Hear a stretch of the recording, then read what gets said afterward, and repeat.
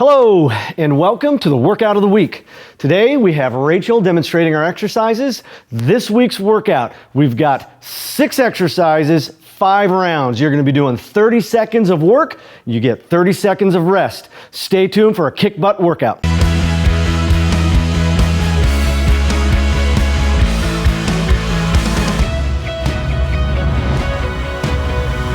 First exercise is the standard push-up. Notice Rachel, she'll come down to 90 degrees and all the way back up.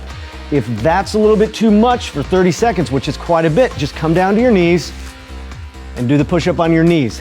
Try to come back up on your toes if you can and just keep going, toes, knees. If that's not enough, you want to make it a little bit more complicated, drop a sandbag or some weight on your back, or you can just have your kids hop on your back. Exercise number 2 is a lunge with the rear foot elevated.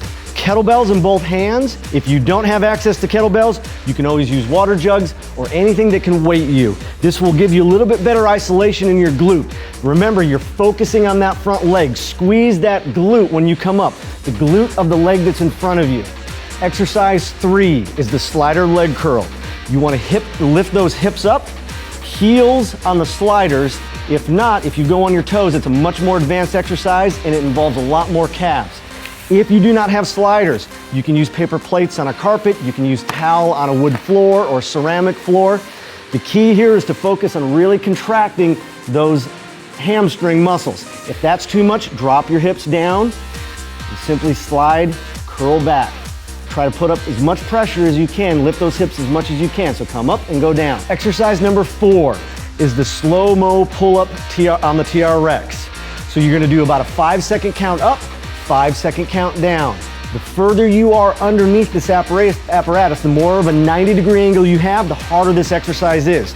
Make sure that you squeeze your shoulder blades together. You should feel this in your upper back and a little bit into your medial back.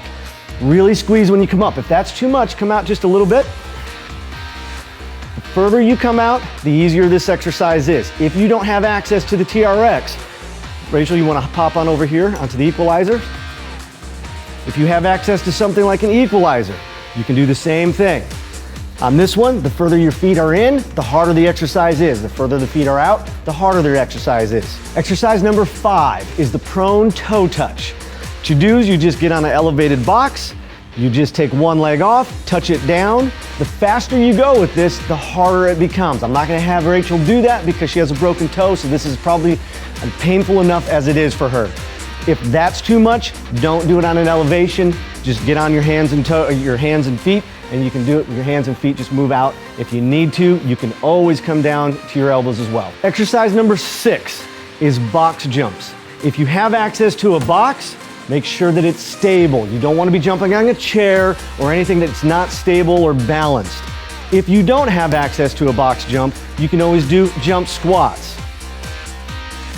And if the box jumps gets too much and you do have access to a box, you can do step-ups. This will really activate the back of your legs while getting your heart rate way up there. There you go, the workout of the week. Another kick butt workout. Rachel, great job, broken toe and all. We'll see you next week.